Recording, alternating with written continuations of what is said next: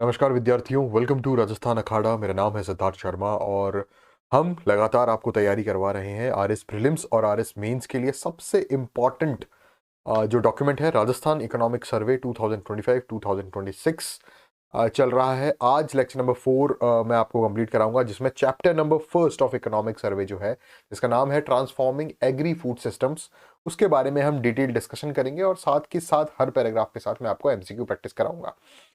अगर आप ये लेक्चर देख रहे हैं तो आप इस लेक्चर को अंत तक देखें, क्योंकि आज का जो ये लेक्चर है वो मैंने एआई के माध्यम से इसको बहुत ही डिटेल में बहुत ही अच्छे से एक्सप्लेन करना, इन्फोग्राफिक्स के द्वारा, माइंड मैप्स के द्वारा मैं आपको यहाँ पर समझाने की कोशिश करूंगा। जो डेटा यहाँ पर अवेलेबल है वो ऑफिशियल जो डॉक्यूमेंट है राजस्थान सरकार का, वहाँ से मैंने लिया है और उस डेटा पर बेस्ड माइंड मैप्स मैंने यहाँ पर बनाए हैं, ताकि फ्लो चार्ट्स मैंने यहाँ पर बनाए हैं ताकि आपको समझने में जो है वो आसानी रहे। इसके अलावा कई फोटोज़ के माध्यम से मैं आपको समझाने की कोशिश करूँगा कि किस तरह ये जो डेटा लिखा हुआ है यहाँ पर, ये थोड़ा बोरिंग हो जाता है, ये आपको समझने में थोड़ा देर लगता है, लेकिन आप जब इस लेक्चर में यहाँ पर आप सीधे इन्फोग्राफिक्स देख लेंगे, फोटोज़ देख लेंगे, तो चीज़ें समझना थोड़ा आसान हो जाएगा। जैसे यहाँ पर लाइफ स्टॉक की बात हो रही है, तो यहाँ एग्रीकल्चर में लाइफ स्टॉक का महत्व और वो सारी बातें यहाँ पर मैं कर रहा हूँ। इस तरह से हम डिस्कस करेंगे। मैं आपको इस तरह से समझाने की कोशिश करूंगा कि एग्जाम में आपको ये लंबे समय तक याद रहे और आप ना सिर्फ एमसीक्यू सही कर पाए, बल्कि मेंस में भी जो आंसर राइटिंग करें वो बहुत अच्छे से मेमोराइज आपको इस तरह हो जाए कि वो आप लिख दें। तो आज हम स्टार्ट करते हैं। इससे पहले 3 लेक्चर्स जो हैं वो मैं कवर करा चुका हूं, जिसमें की indicators of economic development lecture number first complete हुआ। लेक्चर नंबर सेकंड और थर्ड में एग्जीक्यूटिव समरी हमने कंप्लीट की, जो कि पूरा इंट्रोडक्शन था इकोनॉमिक सर्वे का। आज chapter number first of economic survey में स्टार्ट कराऊंगा, जो बेस्ड होगा एग्री फूड सिस्टम्स के ट्रांसफॉर्मेशन पे। तो आज का लेक्चर नंबर 4, अगर इससे पहले के लेक्चर्स आपने नहीं देखे हैं तो राजस्थान अखाड़ा पर पूरी प्लेलिस्ट बनी हुई है राजस्थान इकोनॉमिक सर्वे की, वहां से आप सारे लेक्चर्स देख सकते हैं। 15 से 20 क्वेश्चंस जो है, आप ये मान के चलिए कि आरएस प्रीलिम्स में और आरपीएससी एसआई सब इंस्पेक्टर का जो पेपर है वहां से इस पर्टिकुलर डॉक्यूमेंट से आएंगे। तो फोकस आज का पूरा रहेगा ट्रांसफॉर्मिंग एग्री फूड सिस्टम्स पे। पूरा चैप्टर नहीं हो पाएगा, लेकिन इस 1 घंटे के लेक्चर में मैं आपको आधा चैप्टर जो है ये कवर कराने की कोशिश करूंगा। Transforming agri food systems, economic review 2025 to 2026 का जो official document government of Rajasthan की तरफ से पब्लिश हुआ है, वहां से मैंने ये सारा डेटा उठाया है। और स्टार्ट करते हैं चैप्टर नंबर फर्स्ट। सबसे पहले बात करेंगे, पहले जो इकोनॉमिक सर्वे आया करता था वो सेक्टर वाइज आता था, कि जैसे एग्रीकल्चर सेक्टर हो गया। सेकंड चैप्टर जो है वो इंडस्ट्रियल सेक्टर पर बेस्ड है। थर्ड चैप्टर जो था वो सर्विस सेक्टर पर बेस्ड था। लेकिन अब इस बार जो इकोनॉमिक सर्वे आया है वो उसमें 13 सेक्टर्स को फोकस किया गया है, जो विकसित राजस्थान 2047 का डॉक्यूमेंट है, जिसमें से फर्स्ट जो सेक्टर है वो है ट्रांसफॉर्मिंग एग्री फूड सिस्टम्स। तो ये जो 13 चैप्टर्स मैं आपको आगे पढ़ाऊंगा, ये सारे 13 चैप्टर्स विकसित राजस्थान 2047 के 13 इंपॉर्टेंट सेक्टर्स हैं, जिसमें से सबसे ज्यादा फोकस जिस सब सेक्टर को किया गया है वो है MSME, micro small and medium enterprises. बात करें एग्रीकल्चर और अलाइड सेक्टर्स की, तो इस फोटो के माध्यम से, ये फोटो जो है ये बेस्ड है उस कंटेंट पर जो कंटेंट हम आगे पढ़ेंगे। एग्रीकल्चर और अलाइड सेक्टर्स है। अलाइड सेक्टर के अंदर क्या आता है, लाइव स्टॉक आ जाता है, फिशरीज आ जाता है और बाकी सारी चीजें। तो ये की पिलर है राजस्थान की इकोनॉमी का। Gross state value added contributor है बहुत ज्यादा। एम्प्लॉयमेंट इससे जनरेट होता है। ग्रामीण आजीविका, रूरल लाइवलीहुड जो है वो यहाँ पर राजस्थान इकोनॉमी का एक महत्वपूर्ण पार्ट जो है ग्रामीण आजीविका, वो एग्रीकल्चर प्रोवाइड कराता है। इसके अलावा फूड और न्यूट्रिशनल सिक्योरिटी जो है वो यहाँ पर एग्रीकल्चर सेक्टर से हमें देखने को मिलती है। इसके अलावा डाइवर्स एग्रो क्लाइमेटिक एक्टिविटीज देखने को मिलती है। वाटर और क्लाइमेटिक वेरिएबिलिटी जो है वो बहुत लिमिटेड है, जिसकी वजह से भी यहाँ पर थोड़ी सी प्रॉब्लम होती है, लेकिन फिर भी एग्रीकल्चर और अलाइड सेक्टर जो है वो एक की पिलर है राजस्थान इकोनॉमी का। ग्रॉस स्टेट वैल्यू एडेड यहाँ पर ज्यादा प्रोवाइड कराता है, कितना परसेंट कराता है वो हम पढ़ेंगे। ठीक है, एग्रीकल्चर जितनी भी एक्टिविटीज आपको देखने को मिल रही है, चाहे वो एग्रीकल्चर एक्टिविटी यहाँ हो रही है, चाहे वो लाइव स्टॉक हो रही है, गाय भैंस पाले जा रहे हैं मिल्क के लिए, ठीक है, तो ये सारी चीजें मिलकर जो है वो ग्रॉस स्टेट वैल्यू एडेड जो है वो करती है। इसके अलावा एम्प्लॉयमेंट जो है वो जनरेट होता है। लिमिटेड वाटर है यहाँ पर, लेकिन फिर भी लिमिटेड वाटर और क्लाइमेट वेरिएबल है बहुत ज़्यादा। ठीक है, इसके अलावा अलाइड इकोनॉमिक एक्टिविटीज़ होती है, जैसे फिशरीज हो गया, जैसे ये पानी दिख रहा है यहाँ पर फिशरीज एक्टिविटीज़ हो रही है। इसके अलावा लाइव स्टॉक, मिल्क प्रोडक्शन वगैरह वो सारी चीज़ें होती है। ना सिर्फ एग्रीकल्चर जो है वो आपको एक राजस्थान की इकोनॉमी का एक अभिन्न अंग है, आपको एम्प्लॉयमेंट प्रोवाइड कराता है, बाकी सारी चीज़ें होती है। इसके अलावा वो फूड और न्यूट्रिशनल सिक्योरिटी का भी यहाँ पर काम करता है। आपको खाना जो है वो आपको एग्रीकल्चर एक्टिविटी से देखने को मिलता है। ये जो चीज़ मैंने आपको समझाई, ये इकोनॉमिक सर्वे में टेक्स्ट में इस तरह लिखी हुई है कि agriculture and allied sectors remain a key pillar of Rajasthan economy, making a substantial contribution to gross state value added. इसका डेटा जो है मैं आपको ऑलरेडी फर्स्ट लेक्चर में बता चुका हूं, लेकिन इसको डिटेल में मैं अभी और बताऊंगा। आगे हम बताएंगे कि किस तरह राजस्थान का जो ग्रॉस डोमेस्टिक प्रोडक्ट है उसमें एग्रीकल्चर का कितना परसेंट रोल है। डन। इकोनॉमिक वाइज तो यहाँ पर ग्रॉस स्टेट वैल्यू एडेड हो ही रही है, साथ में जो इकोनॉमिक एक्टिविटीज हो रही है वहां से एम्प्लॉयमेंट जनरेट होता है, और वो एम्प्लॉयमेंट जनरेट रूरल लाइवलीहुड, ग्रामीण आजीविका को भी बढ़ावा देता है। अगर बात करें इस चीज को और अच्छे से समझने की, तो राजस्थान की जो एग्रीकल्चरल इकोनॉमी है, राजस्थान की पूरी इकोनॉमी को हम 3 सेक्टर्स में बांटते हैं: एग्रीकल्चर सेक्टर, इंडस्ट्रियल सेक्टर और सर्विस सेक्टर। अगर एग्रीकल्चर एक्टिविटीज से रिलेटेड जो इकोनॉमी है उसकी बात की जाए, तो उसका जो इकोनॉमिक कंट्रीब्यूशन है एग्रीकल्चर एक्टिविटी का, वो हमें सीधा सीधा क्वांटिटेटिवली अंकों के आधार पर, प्रतिशत के आधार पर देखने को मिलता है, ग्रॉस स्टेट वैल्यू एडेड। अगर राजस्थान की एग्रीकल्चर इकोनॉमी का सोशल इंपैक्ट देखें कि सोसाइटी पर क्या इंपैक्ट है, तो वो 2 इंपैक्ट है। पहली चीज तो एग्रीकल्चर एक्टिविटीज से एम्प्लॉयमेंट जनरेशन हो रहा है। कोई फिशरमैन है, कोई गोपालक है, तो वो एम्प्लॉयमेंट काम कर रहे हैं। इसके अलावा ग्रामीण आजीविका का एक महत्वपूर्ण साधन जो है वो प्रोवाइड कराती है एग्रीकल्चरल इकोनॉमी। डन। ये जो है ये की पिलर्स हैं एग्रीकल्चर इकोनॉमी के, जिसे एग्रीकल्चर सेक्टर और अलाइड सेक्टर। अलाइड सेक्टर में क्या क्या आ जाता है? मिल्क प्रोडक्शन आ गया, फिशरीज आ गया, इसके अलावा एक्वाकल्चर आ गया। तो वो सारी चीजें यहाँ पर एग्रीकल्चर इकोनॉमिक एक्टिविटीज में आपको देखने को मिलती है। डन। तो इस तरह से मैं आपको समझाने की कोशिश करूंगा कि जो डेटा है, जो इकोनॉमिक सर्वे में तो सिर्फ ये सेंटेंस लिखा हुआ है, लेकिन इसको मैंने आपको फ्लो चार्ट के माध्यम से भी समझा दिया, इसको मैंने आपको इन्फोग्राफिक्स फोटोज के माध्यम से भी समझा दिया, ताकि आपको ये चीज याद रहे। इस पूरे लेक्चर का जो पीडीएफ है वो आपको राजस्थान अखाड़ा के टेलीग्राम चैनल पर देखने को मिलेगा, वहां से आप डाउनलोड कर सकते हैं, उसका प्रिंट आउट निकाल सकते हैं, उसको पढ़ सकते हैं, अच्छे से याद रख सकते हैं। बाद में जब पूरी ये सीरीज कंप्लीट हो जाएगी तो मैं एक बुकलेट छोटी सी आपको फ्री ऑफ कॉस्ट अवेलेबल कराऊंगा राजस्थान अखाड़ा की तरफ से, जिससे कि आप अच्छे से और रिवीजन उसका कर सकते हैं। आगे चलते हैं। ये जो सेक्टर है, जो एग्रीकल्चर सेक्टर है, ये बहुत ही वाइटल रोल प्ले करता है। किस चीज में? हमने अभी अभी तक जो मैंने आपको पढ़ाया उसमें तो वाइटल रोल हमने ये देखा कि भाई ग्रॉस स्टेट वैल्यू एडेड यहाँ पर देखने को मिल रही है, इसके अलावा फूड एंड न्यूट्रिशनल सिक्योरिटी देखने को मिल रही है, एम्प्लॉयमेंट एंड लाइवलीहुड देखने को मिल रहा है। इसके अलावा जो एग्रीकल्चर सेक्टर है वो फूड एंड न्यूट्रिशनल सिक्योरिटी हमें प्रोवाइड कराता है। पहली चीज, एग्रीकल्चर सेक्टर से सिर्फ पैसा ही नहीं बन रहा, राजस्थान स्टेट की इकोनॉमी ही रोबस्ट नहीं हो रही, हमें खाना, हमें भोजन और न्यूट्रिशन जो है वो एग्रीकल्चर सेक्टर दे रहा है। देन इसके अलावा ग्रामीण आजीविका, गांव के लोगों के जो जीवन का जो साधन है, जहां से पैसा आता है, जहां से आजीविका चलती है, वो जो है वो एग्रीकल्चर प्रोवाइड करा रहा है। Second point. Third, allied economic activities, wide range of allied economic activities जो है वो एग्रीकल्चर सेक्टर से चल रही है, जैसे फिशरीज हो, मत्स्य पालन हो, मछली पालन हो, चाहे वो मधुमक्खी पालन हो, शहद बनाने का काम हो, या फिर और कोई भी एक्टिविटी जैसे गोपालन हो गया, वो सारी चीजें। और ये तब हो पा रहा है जब राजस्थान जैसे स्टेट में डाइवर्स एग्रो क्लाइमेटिक कंडीशंस है। यहाँ पर जो है क्लाइमेट जो है वो डाइवर्स है बहुत ज़्यादा, कहीं पर बारिश ज़्यादा हो रही है, कहीं पर कम हो रही है, वाटर अवेलेबिलिटी जो है वो बहुत कम है, और क्लाइमेटिक वेरिएबिलिटी बहुत ज़्यादा है। फिर भी हम जो है राजस्थान का एग्रीकल्चर सेक्टर इतना अच्छा परफॉर्म कर रहा है कि वो इकोनॉमिक एक्टिविटीज़ को तो योगदान देता ही है, राजस्थान के ग्रॉस स्टेट डोमेस्टिक प्रोडक्ट में बहुत ज़्यादा वैल्यू एडेड करता है। इसके अलावा रूरल ग्रामीण आजीविका वो प्रोवाइड कराता है, एम्प्लॉयमेंट जनरेशन होती है, फूड एंड न्यूट्रिशन सिक्योरिटी मिलती है, और अलाइड इकोनॉमिक एक्टिविटीज भी वहाँ पे काम करती है। प्राइमरी सेक्टर के रोल की बात की जाए तो food security, nutritional security, allied economic activities और रूरल लाइवलीहुड यहाँ पर देखने को मिलता है एग्रीकल्चर सेक्टर से। इसके अलावा प्रॉब्लम्स क्या क्या है राजस्थान के राजस्थान का जो एग्रीकल्चर सेक्टर है उसके लिए प्रॉब्लम क्या है? पहली प्रॉब्लम तो है कि डाइवर्स एग्रो क्लाइमेटिक कंडीशन है। आप जाएंगे हनुमानगढ़ की तरफ तो वहां पर मिट्टी अलग है, पानी अलग है, कैनाल सिस्टम से पानी आपको प्रोवाइड हो रहा है इंदिरा गांधी कैनाल से। थोड़ा सा और नीचे आएंगे आप बीकानेर जैसलमेर की तरफ, तो वहां पर मिट्टी, मौसम सब बिल्कुल डिफरेंट हो जाता है।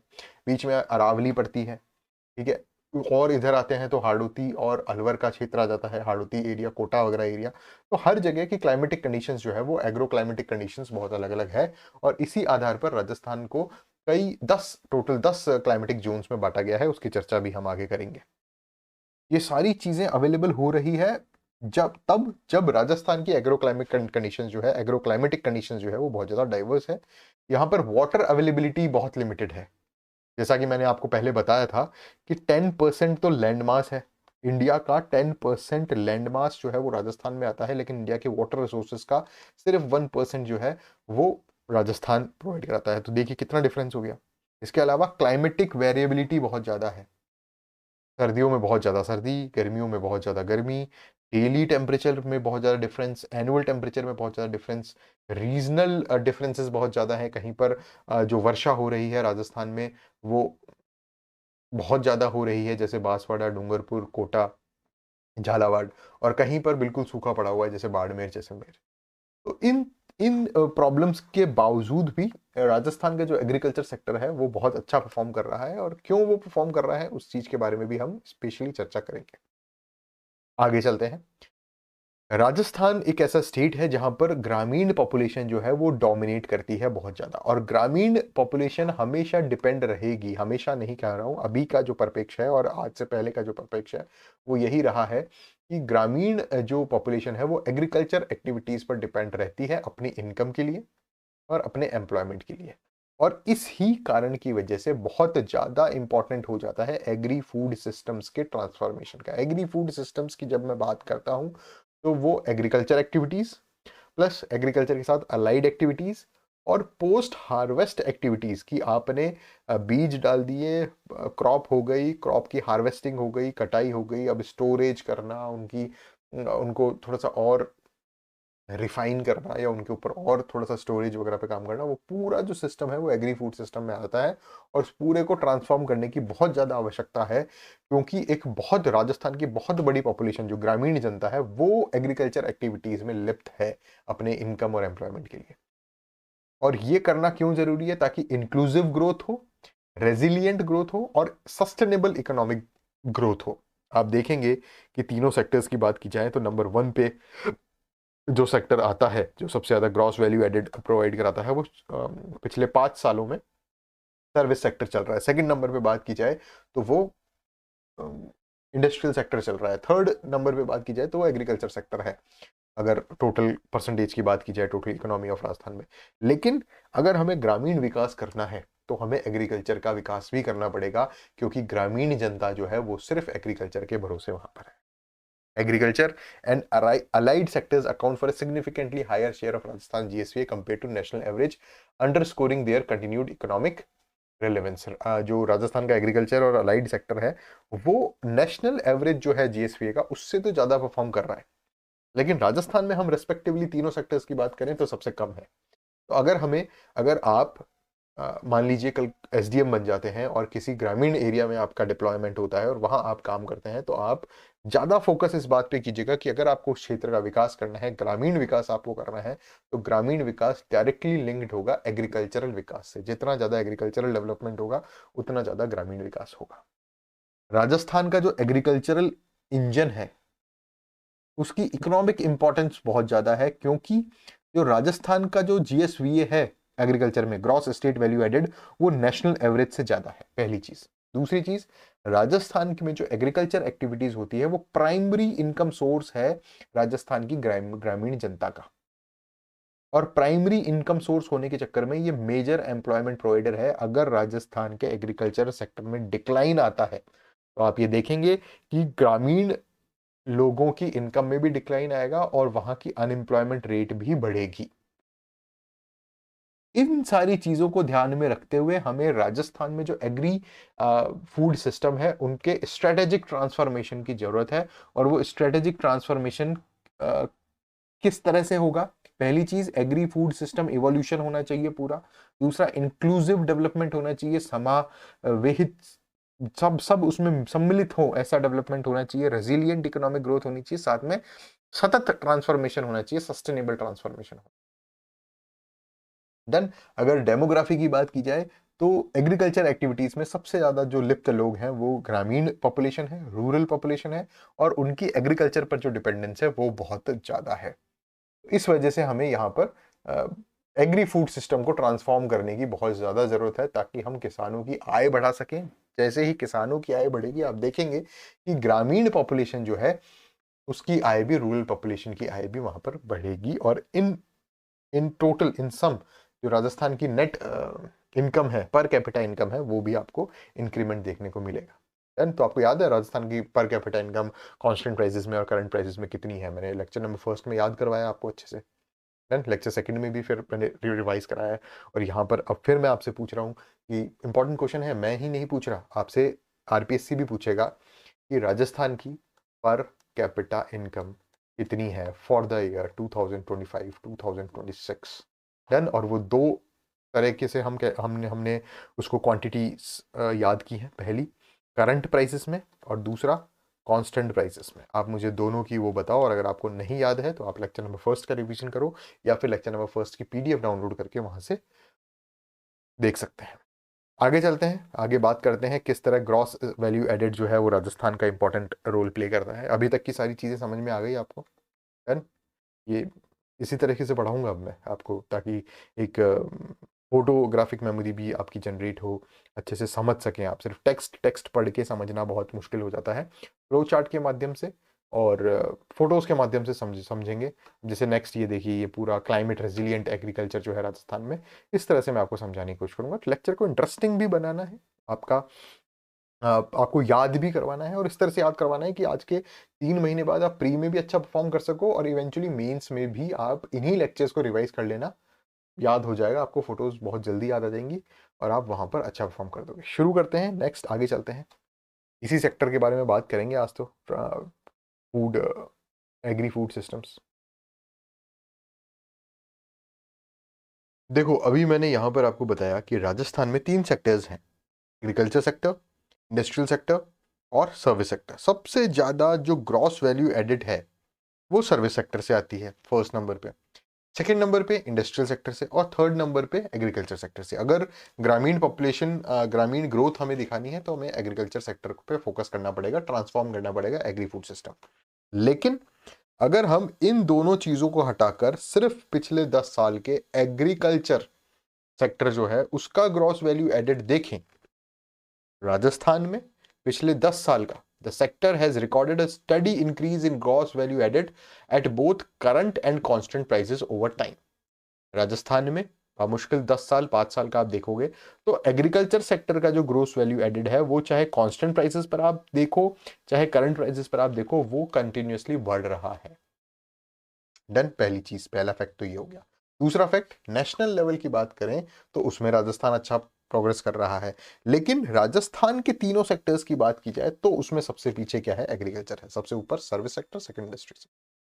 ये जो चीज यहां पर हो पा रही है कि पिछले 5-10 सालों में जो एग्रीकल्चर सेक्टर है उसकी ग्रॉस वैल्यू एडेड जो है, मतलब राजस्थान की पूरी GSDP, gross gross state domestic product का जो हिस्सा एग्रीकल्चर सेक्टर से आ रहा है वो हिस्सा ग्रॉस वैल्यू एडेड है। अगर अपन करंट प्राइजेस की बात करें तो ऑलरेडी मैं आपको बता चुका हूं, आपको याद होना चाहिए, ठीक है, जैसे मुझे याद है आपको भी याद होना चाहिए कि अगर एग्रीकल्चर सेक्टर की gross value added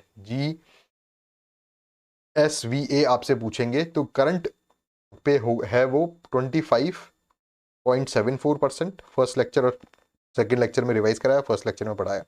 constant prices की बात की जाए तो वो है 28.56% 2011-12 करंट उस पे बेस पे। डन। तो हम ये देख रहे हैं कि ये जो एग्रीकल्चर सेक्टर है ये पिछले कुछ सालों में निरंतर जो है वो राजस्थान की जीडीपी में ज्यादा से ज्यादा हिस्सा जो है वो देने की कोशिश कर रहा है। 25.75%, पिछली बार इसे कम था, उससे पिछली बार और कम था, लगातार बढ़ रहा है। और ये बढ़ क्यों रहा है? क्योंकि यहाँ प्रोडक्टिविटी में इंप्रूवमेंट हुए हैं। पहले 1 हेक्टेयर लैंड से जितनी क्रॉप्स उत्पन्न होती थी, हार्वेस्ट की जाती थी, अब जो प्रोडक्टिविटी है वो बढ़ी है, 1 हेक्टेयर लैंड से हम ज़्यादा जो है वो प्रोडक्शन कर पा रहे हैं, just because of improvement in seed quality, improvement in fertilisers, improvement in technical advancements. उन सब चीज़ों की वजह से क्या हो रहा है कि अब जो टोटल प्रोडक्टिविटी है हर चीज़ में वो धीरे धीरे बढ़ी है, पहली चीज़। दूसरी चीज़, ये GSVA जो है वो एग्रीकल्चर सेक्टर का धीरे धीरे इसलिए भी बढ़ा क्योंकि यहाँ पर डाइवर्सिफिकेशन बहुत ज़्यादा हो गया। पहले सिर्फ 1-2 एक्टिविटीज जो है वो एग्रीकल्चर सेक्टर में आती थी, अब ना सिर्फ फार्मिंग आ रही है, उसके अलावा मिक्स्ड क्रॉपिंग आ रही है, मिक्स्ड फार्मिंग आ रही है। मिक्स्ड क्रॉपिंग मतलब एक ही खेत में 2-3 फसलें बो दिया जाना कहलाता है mixed cropping. Then mixed farming क्या होती है, मिक्स्ड एग्रीकल्चर क्या है कि एक ही खेत में कुछ जगह पर तो खेती हो रही है, कुछ जगह पर फिशरीज, एक पॉन्ड बनाया हुआ है, फिशरीज वाला काम हो रहा है, मत्स्य पालन का काम हो रहा है, और कुछ जगह पर भेड़ बकरी और गाय भैंस पाली हुई है ताकि मिल्क प्रोडक्शन किया जा सके। तो ये diversification of economic activities under agriculture sector यहाँ पर हो गया, डाइवर्सिफाइड एक्टिविटीज हो गई।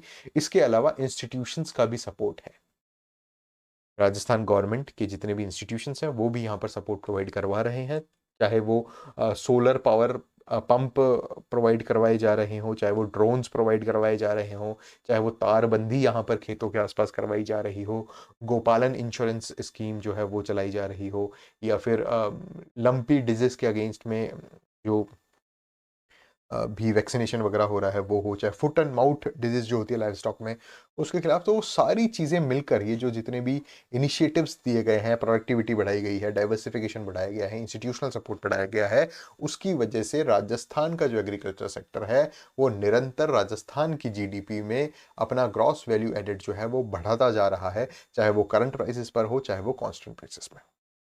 एंड बात समझ आ गई।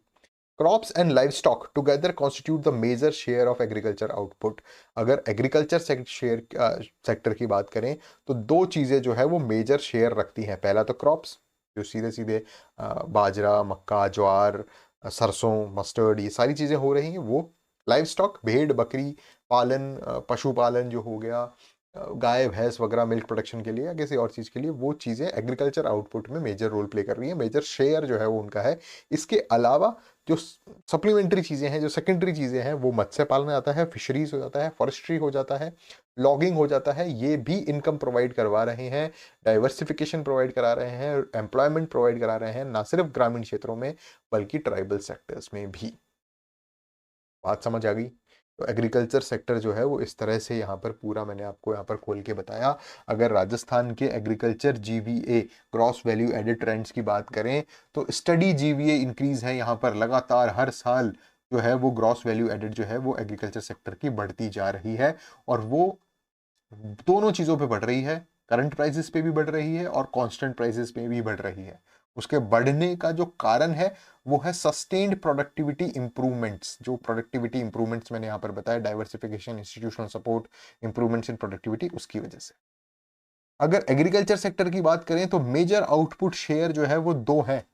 पहला क्रॉप्स, जो भी बोया जा रहा है एक खेत में, वो सारी चीजें, और दूसरा पशुपालन, लाइव स्टॉक। ये दो चीजें मिलकर एक मेजर शेयर जो है वो बनाती है किस चीज का? राजस्थान के एग्रीकल्चर सेक्टर का, crops and live stock. Diversification की बात की जाए कि एग्रीकल्चर सेक्टर कितना डाइवर्स है, तो इतना डाइवर्स है कि उसमें क्रॉप्स भी हैं, उसमें पशुपालन भी है, उसमें मत्स्य पालन भी है, उसमें फॉरेस्ट्री भी है, उसमें लॉगिंग भी है, और ये सारी चीजें ग्रामीण और ट्राइबल एरियाज दोनों में है।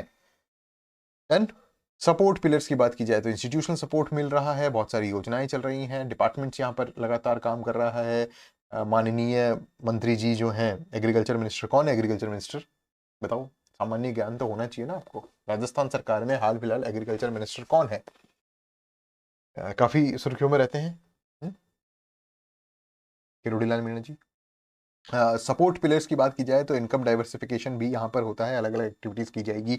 एक मान लीजिए किसान है, वो 1 लाख रुपए कमाता है, सिर्फ क्रॉप्स वगैरह से, लेकिन अगर वो डाइवर्सिफिकेशन कर जाएगा अपने खेत के कुछ पार्ट में, जो अनउपजाऊ पार्ट है वहाँ पे सोलर प्लांट उसने लगा दिया, कुछ भेड़ बकरी खरीद ली, मिल्क प्रोडक्शन वहाँ पर करना शुरू कर दिया, पॉन्ड बना लिया है, फिशरीज वगैरह कुछ काम करना शुरू कर दिया, तो वो अपनी इनकम को डबल कर सकता है, इनकम को डाइवर्स कर सकता है, बहुत अलग अलग सोर्सेस से जो है वो इनकम आ सकती है।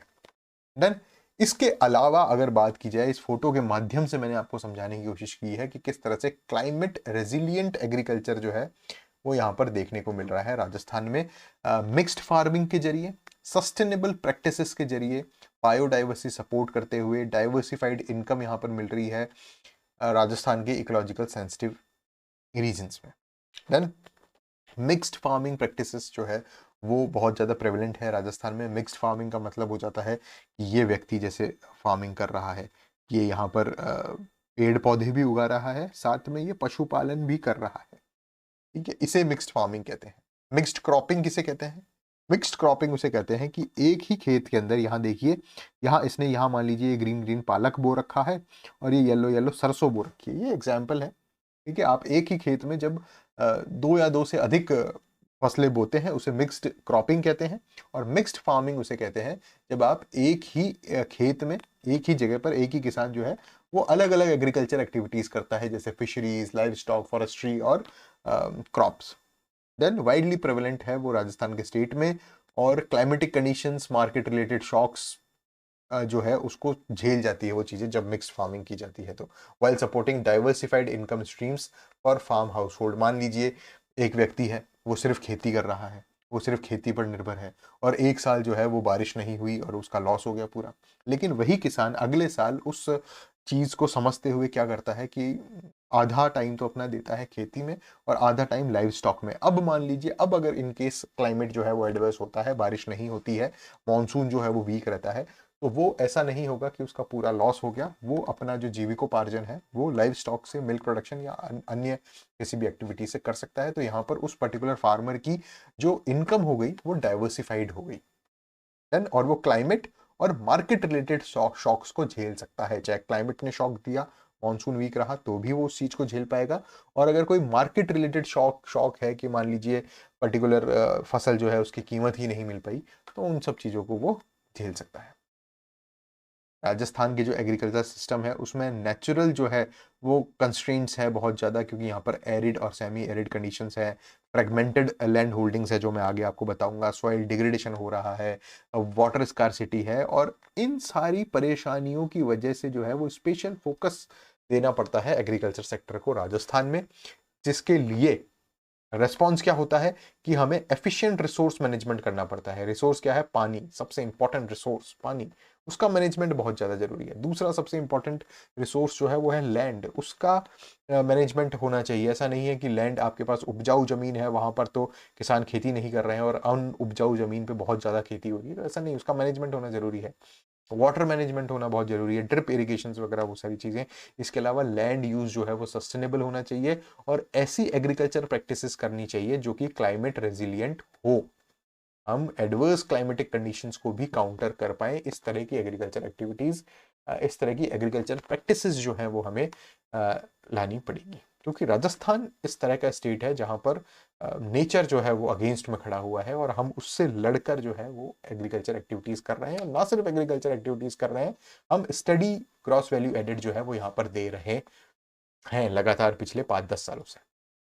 और वो इसीलिए दे पा रहे हैं क्योंकि हमने ये सारी चीज़ें धीरे धीरे करना शुरू किया है, हमने डाइवर्सिफिकेशन ऑफ इनकम शुरू किया है, हमने सॉइल हेल्थ मैनेजमेंट जो है वो करना शुरू किया। किस तरह से होगा soil health management? Soil testing से होगा।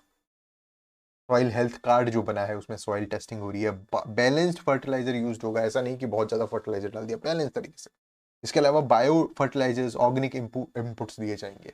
इसके अलावा मिक्स्ड फार्मिंग जो है वो देखने को मिलेगी। मिक्स्ड फार्मिंग का मतलब हो गया कि एक ही किसान जो है वो अलग अलग इकोनॉमिक एक्टिविटीज कर रहा है एग्रीकल्चर सेक्टर की, वो क्रॉप्स भी उगा रहा है, उसके पास लाइव स्टॉक भी है, वो हॉर्टिकल्चर भी कर रहा है, जिससे उसको हो क्या रहा है, डाइवर्सिफाइड इनकम स्ट्रीम्स उसको मिल रही है, और रिस्क जो है उसका मिटिगेट हो रहा है। वो किसी एक ही प्रॉब्लम से, चाहे मार्केट शॉक हो, चाहे क्लाइमेट एडवर्सिटी हो, उससे उसको रिस्क जो है वो कम हो रहा है। इसके अलावा वो ऑर्गेनिक और bio farming, environment friendly farming वो वहां पर कर रहा है।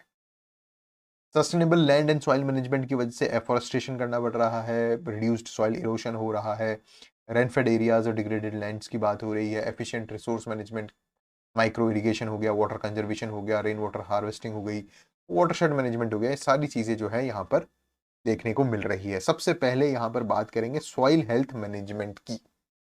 डन, ये सारी चीज़ें मैं डिस्कस करूंगा यहाँ पे जो भी लिखी हुई है। अभी तो एक इंट्रोडक्शन दिया है, ठीक है, थोड़ा सा समझाया भी है, डिटेल में और बात करेंगे इनकी। जितना अच्छे से एक टॉपिक को मैं खोल के आपको समझा सकता हूँ उतना अच्छे से खोल के समझाने की कोशिश करूंगा, ताकि आपके दिमाग में इस तरह से वो चीज़ें फिट हो जाए।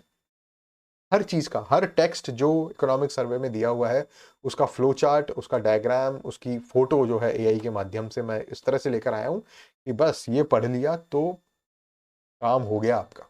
शुरू करते हैं। सॉइल हेल्थ मैनेजमेंट इंपॉर्टेंट चीज़ है। आप एग्रीकल्चर सेक्टर पढ़ रहे हो, फार्मिंग पढ़ रहे हो, तो सॉइल एक अभिन्न अंग है जिस पर फसल पैदा होगी, और उसकी हेल्थ का मैनेजमेंट करना बहुत ज़्यादा जरूरी है। वो कैसे होता है वो हम पढ़ेंगे। देन छोटी छोटी थोड़ी चीज़ तो मैंने आपको बता दी यहाँ पर, लास्ट जो फोटो थी, लेकिन डिटेल में जो इकोनॉमिक सर्वे में क्या लिखा हुआ है वो बात करते हैं। शुरू करते हैं सॉइल हेल्थ मैनेजमेंट से।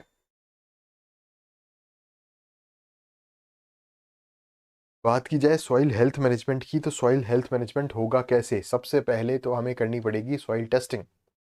सॉइल टेस्टिंग के लिए ऑलरेडी सॉइल हेल्थ कार्ड आपने सुना होगा, जो कि श्री गंगानगर से शुरू हुई थी। Soil testing soil health card से होगी, जिसके तहत उसमें किया क्या जाएगा कि कोई भी पर्टिकुलर खेत की जो मृदा है, उस मृदा की टेस्टिंग की जाएगी, और ये देखा जाएगा कि उसमें कौन कौन से माइक्रो न्यूट्रिएंट्स हैं, कौन कौन से माइक्रो न्यूट्रिएंट्स की कमी है, जिसके हिसाब से फर्टिलाइजर्स जो है वो वहाँ पर सेट किए जाएंगे।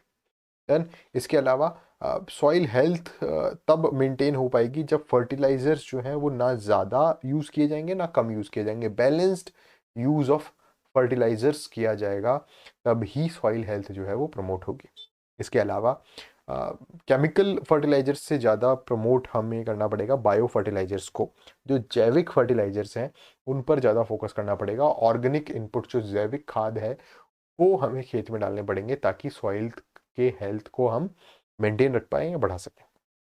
ठीक है, और ये साथ के साथ सस्टेनेबल एग्रीकल्चर ग्रोथ का भी फाउंडेशन की तरह काम करता है यहाँ, जो कि मैं आपको दिखा रहा हूँ। इसके अलावा क्या करना होगा, हमें ऑर्गेनिक और नेचुरल फार्मिंग प्रैक्टिसेस का प्रमोशन करना पड़ेगा, ताकि इकोलॉजिकली सेंसिटिव रीजन्स जो हैं, जो रेनफेड रीजन्स हैं पहली चीज़, दूसरी चीज़ इकोलॉजिकली सेंसिटिव रीजन्स है वो रीजन्स जहाँ पर हमें प्रोडक्टिविटी भी बढ़ानी है, साथ में एनवायरमेंटल सस्टेनेबिलिटी का भी ध्यान रखना है। तो इन दोनों चीज़ों को हम तभी देख सकते हैं जब हम नेचुरल फार्मिंग, ऑर्गेनिक फार्मिंग यहाँ पर करें। डन। तो अभी तक की चीज़ें आपको सारी चीज़ें समझ में आ रही, किस तरह से मिक्स्ड फार्मिंग प्रैक्टिसेस की गई, सॉइल हेल्थ मैनेजमेंट की बात की गई। आगे बात की जाए तो सबसे इंपॉर्टेंट चीज़ लाइव स्टॉक। अब लाइव स्टॉक जो है वो देखा जाए तो पहले इतना महत्वपूर्ण रोल प्ले नहीं करता था, जो पशुपालन है वो इतना रोल प्ले नहीं करता था, लेकिन अब जो है वो driving sustainable rural growth in Rajasthan. comprehensive and integrated approach connecting production, processing, storage and marketing। देखो, लाइव स्टॉक पशुपालन से क्या होता है कि एक बैकअप जो है वो क्रिएट हो जाता है एग्रीकल्चरिस्ट के पास। जितने भी किसान हैं वो पूरी तरीके से फार्मिंग पर डिपेंड नहीं रहते। अगर क्लाइमेट जो है वो एडवर्स हो जाता है, या मार्केट जो है वहाँ पर कुछ प्रॉब्लम आ जाती है, तो इनकम स्टेबिलिटी के लिए, एग्रेरियन इकोनॉमी के लिए लाइव स्टॉक जो है वो इंटीग्रल कंपोनेंट जो है वहाँ पर रोल प्ले करता है, specially in arid and drought prone regions. जो कि जितने भी एरिड रीजन्स हैं अपने अरावली के पश्चिम की तरफ के जितने भी डिस्ट्रिक्ट्स हैं, वहाँ पर आप देखेंगे कि क्लाइमेट जो है वो एडवर्स है। वहाँ पर पूरी तरीके से जो है खेती पर निर्भर नहीं रहा जा सकता, तो वो एक अच्छा ऑप्शन हो जाता है पशुपालन, लाइव स्टॉक पालन। डन। और जो अपना राजस्थान है वो सिग्निफिकेंट शेयर जो है वो नेशनल लाइव स्टॉक पॉपुलेशन का होल्ड करता है, कि इंडिया में जितनी भी पशु है, लाइव स्टॉक है, उसमें एक बहुत ही बड़ा शेयर जो है वो राजस्थान स्टेट का है। और इसी वजह से मिल्क और वूल प्रोडक्शन में राजस्थान एक अग्रणी स्टेट के तौर पर काम करता है। अब बात की जाए, अब हमने पशुपालन की बात की ही है, और हम बात कर रहे हैं ट्रांसफॉर्म करने की, एग्रीकल्चर सेक्टर को, ट्रांसफॉर्मिंग एग्री फूड सिस्टम्स को। तो ट्रांसफॉर्म कैसे होगा, हर एक सब सेक्टर को हमें फोकस करके उसे बढ़ाना पड़ेगा। तो लाइव स्टॉक जो सेक्टर है उसको डेवलपमेंट की अगर बात की जाए, तो वो डेवलप कैसे होगा, हमें फोकस करना पड़ेगा ब्रीड इम्प्रूवमेंट पे। जो भी गाय है या भैंस है, ठीक है, कोई भी पशु पक्षी है, उसको क्या किया जाएगा, उसकी जो ब्रीड है उसको इम्प्रूव किया जाएगा, ताकि वो ज़्यादा से ज़्यादा जो है दूध दे सके। Done. Expansion of veterinary infrastructure, जितने भी वेटरनरी क्लिनिक्स हैं, ठीक है, उनका एक्सपेंशन करना बहुत ज़्यादा ज़रूरी है। अगर हमें पशुपालन को डेवलप करना है, तो इस पर्टिकुलर सब सेक्टर को डेवलप करना है, तो क्लिनिक्स बढ़ाने पड़ेंगे। इसके अलावा देखो, दो तीन डिजीज़ हैं जो बहुत ज़्यादा होती है जानवरों में, जैसे फुट एंड माउथ डिजीज़ है, एफएमटी है, एफएमडी है। डन। इसके अलावा लंपी स्किन है, लंपी स्किन डिजीज़ है। तो उनकी जो वैक्सीनेशन है वो भी वेटरनरी इंफ्रास्ट्रक्चर में आता है, डिजीज कंट्रोल में आता है। फॉर्डर डेवलपमेंट हमें करना पड़ेगा, जिससे न्यूट्रिशन जो है वो गाय भैंसों तक पहुंच सके, इवेंचुअली वो उतना ही ज़्यादा दूध जो है वो देंगी। इसके अलावा जो इंडिजीनियस ब्रीड्स हैं, हमारी जो देशी गाय हैं, देसी भैंसें हैं, उनका कंजर्वेशन करना बहुत आवश्यक है। तो इस तरह एआई के माध्यम से मैंने यहाँ पर आपको बताने की कोशिश की कि जो लाइव स्टॉक एम्पावरमेंट है वो होगा ब्रीड इंप्रूवमेंट से और एनिमल हेल्थ से। तो जो ब्रीड है उसको इंप्रूवमेंट करना पड़ेगा और एनिमल हेल्थ वेटरनरी क्लिनिक्स वगैरह खोलने पड़ेंगे, ठीक है। इसके अलावा डेयरी डेवलपमेंट और कॉर्पोरेट इंस्टीट्यूशंस, ये हम आगे बात कर लेंगे। फॉर्डर डेवलपमेंट करना पड़ेगा, न्यूट्रिशन सिक्योरिटी करनी पड़ेगी गाय भैंसों की, ताकि वो अच्छा न्यूट्रिशन प्राप्त कर सकें और अच्छा जो है इवेंचुअली दूध वगैरह दे सकें। बात की जाए आगे डेयरी डेवलपमेंट की, तो डेयरी डेवलपमेंट जो राजस्थान में हो रहा है वो कॉपरेटिव इंस्टीट्यूशंस की से हो रहा है। जैसे राजस्थान में आप जयपुर में पर्टिकुलरली बात करें तो आरसीडीएफ काम कर रहा है, dairy federation, Rajasthan cooperative dairy federation, ठीक है। तो ये डेयरी डेवलपमेंट के कोऑपरेटिव इंस्टीट्यूशंस के थ्रू काम कर रहे हैं, और ये ग्रामीण जो ग्रोथ है, रूरल ग्रोथ है, इंक्लूसिव रूरल ग्रोथ में एक मेजर ड्राइवर जो है यहाँ पर रोल प्ले कर रहे हैं by providing assured market access. देखो, गांव में एक किसान है, उसके पास 10 गायें हैं, वो वहां पर उन गायों गायों का दूध निकाल रहा है, लेकिन वो मार्केट तक उनको कैसे पहुंचा पाए, मार्केट का एक्सेस कैसे कर पाए, वो जो मार्केट एक्सेस है वो उसको दे रहा है cooperative institutions.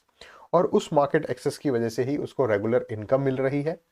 Strong participation of women जो है वो वहां पर देखने को मिल रहा है। तो डेयरी डेवलपमेंट जो राजस्थान में हो रहा है वो कोऑपरेटिव इंस्टीट्यूशंस के द्वारा हो रहा है, जिससे कि ग्रामीण जो ग्रोथ है वो इंक्लूसिव ग्रामीण ग्रोथ हो रही है। और किस वजह से हो रही है? पहली चीज़ तो ये कि अशोर्ड मार्केट एक्सेस है। जो भी किसान दूध या वूल प्रोडक्शन दूध प्रोडक्शन करेंगे या मिल्क प्रोडक्ट्स का प्रोडक्शन करेंगे, वो मार्केट तक पहुंचेगा। मार्केट एक्सेस यहाँ पर हो रहा है। देन वो मार्केट एक्सेस कौन करा रहा है? Cooperative institutions. उस मार्केट एक्सेस की वजह से रेगुलर इनकम उनको मिल रही है, साथ में स्ट्रॉन्ग पार्टिसिपेशन ऑफ वुमेन हो रहा है।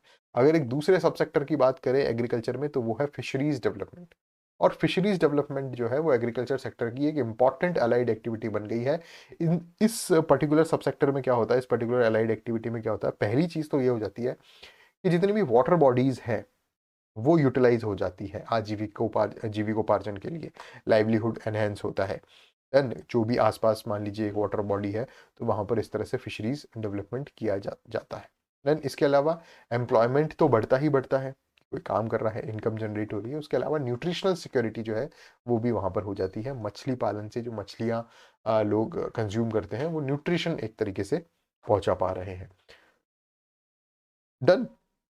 अब जैसा कि मैंने आपको ऑलरेडी बता चुका हूं कि चैप्टर का नाम ही ट्रांसफॉर्मिंग एग्री फूड सिस्टम्स है। तो एग्री फूड सिस्टम में ना सिर्फ हार्वेस्टिंग से पहले तक का प्रोसेस इंक्लूड होगा, जबकि पोस्ट हार्वेस्ट जो प्रोसेस है वो भी वहां पर इंक्लूड हो जाता है। तो एग्री फूड सिस्टम के पूरे ट्रांसफॉर्मेशन के लिए एक कॉम्प्रिहेंसिव और इंटीग्रेटेड अप्रोच चाहिए, जो पोस्ट हार्वेस्ट और प्री हार्वेस्ट दोनों में काम करे। देन प्रोडक्शन होने के बाद पोस्ट हार्वेस्ट मैनेजमेंट को भी टारगेट करना पड़ेगा कि हार्वेस्टिंग हो गई, फसलों की कटाई हो गई, अब आगे क्या, अब कैसे उनकी प्रोसेसिंग होगी। देन प्रोसेस होने के बाद कैसे उनका स्टोरेज होगा, और स्टोरेज होने के बाद उनकी मार्केटिंग किस तरह से की जाएगी। ये पूरा जो सिस्टम है ये आता है एग्री फूड सिस्टम्स के अंदर। तो हम जब एग्री फूड सिस्टम के ट्रांसफॉर्मेशन की बात कर रहे हैं, तो हम फार्म्स के अंदर जो चीज़ें हो रही है, soil health management, life stock management, fisheries development, इसके अलावा सीड्स, मिनिकेट और फर्टिलाइजर्स वगैरह, वो सारी बात तो हो ही रही है। उसके अलावा हार्वेस्टिंग के बाद, फसलें काटने के बाद जो प्रोसेस हो रहे हैं, post harvest management, processing, storage, marketing, उनका भी हमें ध्यान रखना है, उनके भी डेवलपमेंट का ध्यान रखना है। उनका डेवलपमेंट होगा तो टोटल ओवरऑल जो एग्री फूड सिस्टम्स है उनका डेवलपमेंट यहाँ पर देखने को मिलेगा। और ये सारी चीजें कैसे होगी? सबसे पहली चीज तो है इरिगेशन इंफ्रास्ट्रक्चर को स्ट्रेंथन करना। जितनी भी सिंचाई की जा रही है वो सिंचाई जिस इंफ्रास्ट्रक्चर के द्वारा की जा रही है, मान लीजिए कैनाल्स के द्वारा की जा रही है या कुएं और नलकूप, वेल एंड ट्यूबवेल के द्वारा की जा रही है, तो उस पूरे इंफ्रास्ट्रक्चर को स्ट्रेंथन करना पहली चीज़ तो ये। दूसरी, क्वालिटी सीड्स और इनपुट्स की अवेलेबिलिटी को इंश्योर कराना। सीड्स एंड इनपुट्स में क्या क्या आते हैं? सीड में तो आ जाता है जितने भी बीज वगैरह हैं उनकी क्वालिटी सीड, जैसे सीड मिनी किट दिया जा रहा है या मुख्यमंत्री किसान बीज स्वावलंबन योजना, वो सारी चीज़ें। इनपुट्स के अंदर बाकी सारी चीज़ें आती है जैसे ऑर्गेनिक फर्टिलाइजर्स एसएसपी वगैरह वो सारी चीज़ें। एसएसपी हम आगे बढ़ेंगे। एसएसपी एक तरह का फर्टिलाइजर होता है, सिंगल सुपर फॉस्फेट। इसके अलावा ये तो इन प्री हार्वेस्ट काम हो गया। पोस्ट हार्वेस्ट क्या होगा? स्टोरेज को एक्सपेंड करना है, वेयर हाउस फैसिलिटीज को एक्सपेंड करना है, उसके अलावा फूड प्रोसेसिंग को प्रमोट करना है, एग्रीकल्चरल मार्केटिंग सिस्टम्स को इम्प्रूव करना है, जिसके कारण पोस्ट हार्वेस्ट लॉसेस जो है वो कम से कम हो सके और वैल्यू एडिशन जो है वो ज़्यादा से ज़्यादा हो सके। ठीक है, तो जब भी आप एग्री फूड सिस्टम्स को ट्रांसफॉर्म करने की बात करोगे तो आप दो लेवल पे करोगे। पहला लेवल, ये जो लाइन मैंने यहाँ पर ड्रॉ की है, ये लाइन आप मान लीजिए हार्वेस्टिंग की है, फसलों की कटाई की है। पहला जो काम आप करोगे वो करोगे प्री हार्वेस्ट, हार्वेस्ट होने से पहले, फसलों की कटाई से पहले आप जो बीज बो रहे हो, जो फर्टिलाइजर्स दे रहे हो, जो इरिगेशन फैसिलिटीज वहां पर दे रहे हो, ड्रोन सर्विलांस कर रहे हो, वो सारी चीजें प्री हार्वेस्ट प्रोसेस में आ जाती है। इनको भी डेवलप करना है। साथ ही साथ पोस्ट हार्वेस्ट मैनेजमेंट आ जाता है उसमें। उसमें स्टोरेज आ जाता है, ट्रांसपोर्टेशन आ जाता है, मार्केटिंग आ जाती है, और साथ में फूड प्रोसेसिंग वगैरह वो सारी चीज़ें आ जाती है। ये दोनों चीज़ें करनी पड़ेगी ताकि पोस्ट हार्वेस्ट लॉसेस को कम किया जा सके और वैल्यू एडिशन को इंक्रीज किया जा सके। स्टोरेज, वेयर हाउसिंग वगैरह वो सारी चीज़ें। डन। इसके अलावा ये सारी चीजें तो हो ही रही है, एक बैकग्राउंड में एक काम और चल रहा है। इंस्टीट्यूशंस, विभिन्न इंस्टीट्यूशंस जो एक सपोर्ट प्रोवाइड करते हैं एग्रीकल्चरल एक्टिविटीज को। किस तरह से? हर कोई भी इकोनॉमिक एक्टिविटी की जाएगी उसके लिए मनी की आवश्यकता पड़ेगी, ठीक है, फाइनेंस की आवश्यकता पड़ेगी। तो वैसे ही जब एग्रीकल्चर किया जाता है तो अलग अलग लेवल्स पर अलग अलग टाइम फ्रेम के लिए कुछ पर्टिकुलर अमाउंट ऑफ मनी जो है वो चाहिए होती है। तो इंस्टीट्यूशनल सपोर्ट के अंदर बहुत सारे कॉपरेटिव्स जो है वो इस तरह का काम करते हैं, बहुत सारे इंस्टीट्यूशंस इस तरह का काम करते हैं जो फाइनेंस सपोर्ट जो है वो एग्रीकल्चरिस्ट को देते हैं, अफोर्डेबल क्रेडिट देते हैं। इसके अलावा रिस्क मिटिगेशन करते हैं थ्रू क्रॉप इंश्योरेंस। जितनी भी फसल होती है उसका बीमा कराया जाता है, वो बीमा योजनाएं भी वहां पर चल रही हैं। इसके अलावा डिजिटल इंटीग्रेशन होता है एग्रीकल्चर सर्विसेज का, और ये सारी चीजें एक पुश जो है वो बैकग्राउंड में प्रोवाइड कराती है एग्रीकल्चरल एक्टिविटीज को। डन। तो इस तरह से यहाँ पर ये सारी चीजें की जा रही हैं एग्रीकल्चर एक्टिविटीज को बढ़ाने के लिए। अब जो भी मैंने अभी तक आपको समझाया है, पहली बात तो आपको अच्छे से समझ में आ गया होगा। अगर अभी भी समझ में नहीं आया तो देर नहीं हुई है, मैं अभी भी यहाँ बैठा हूँ, मैं अभी भी समझाऊंगा आपको अच्छे से। ये सामने आपको दिख रहा है? डन। इसको हम फ्लो चार्ट की मदद से पढ़ेंगे।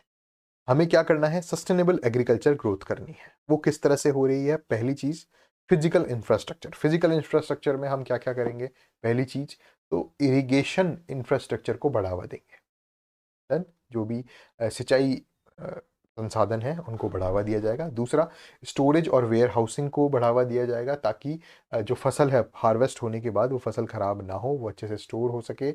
उसके अलावा अ, कुछ फसलें ऐसी हैं जिनको प्रोसेसिंग की आवश्यकता है, जिनमें वैल्यू एडिशन हो सकता है, वो वैल्यू फूड प्रोसेसिंग वहाँ पर की जाएगी। फॉर एग्जाम्पल, मान लीजिए गन्ना है, गन्ने की फसल हुई, गन्ने को काटा गया, तो पहली चीज तो इरिगेशन वगैरह देके आप गन्ने की फसल आपने उगा ली। अब गन्ने को काट के आप स्टोरेज या वेयर हाउसिंग में लेके जाएंगे। और तीसरी चीज, आप चाहें तो गन्ने को डायरेक्ट मार्केट में बेच सकते हैं, और चाहे तो उसको प्रोसेस करके उसका गुड़ या चीनी कुछ बनाकर उसको वैल्यू एडिशन उसमें करके वो आप दे सकते हैं। सस्टेनेबल एग्रीकल्चर ग्रोथ के लिए जो इनपुट्स और क्वालिटी चाहिए वो दो चीजें चाहिए। पहला तो क्वालिटी सीड्स चाहिए, बीज हमें आवश्यकता होगी कि उत्तम उच्चतम गुणवत्ता के जो सीड्स जो हैं, बीज जो है वो एग्रीकल्चरिस्ट तक पहुंचे। दूसरा, एग्रीकल्चरल इनपुट्स, जिसके अंतर्गत क्या आता है? फर्टिलाइजर्स वगैरह और बायो फर्टिलाइजर्स, पेस्टिसाइड्स, इंसेक्टिसाइड्स वगैरह वो सब आते हैं।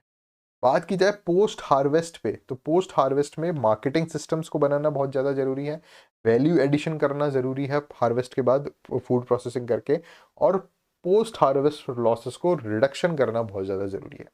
इंस्टीट्यूशनल सपोर्ट की बात की जाए तो इंस्टीट्यूशनल सपोर्ट जो है वो दिया जाता है कोऑपरेटिव सोसाइटीज़ के द्वारा।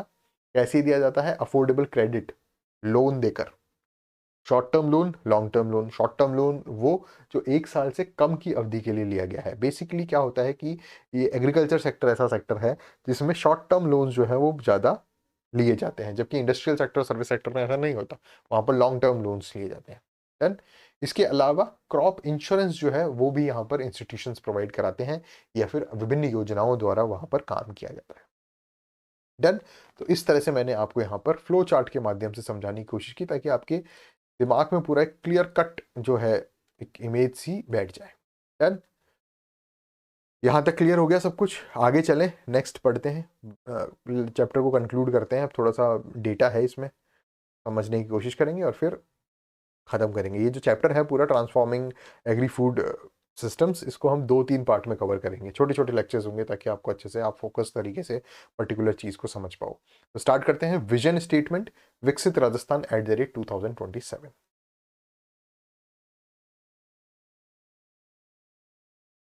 यहाँ पर जो राजस्थान के लिए विजन देखा जा रहा है 2047, स्वतंत्रता के 100 वर्ष बाद, वो ये देखा जा रहा है कि राजस्थान को इंडिया का लीडिंग एग्रीकल्चरल पावर हाउस बनाया जाए। राजस्थान के एग्रीकल्चर की प्रोडक्टिविटी जो है वो एनहेंस की जाए। हर फार्मर की इनकम जो है वो एनहेंस की जाए, इम्प्रूव की जाए।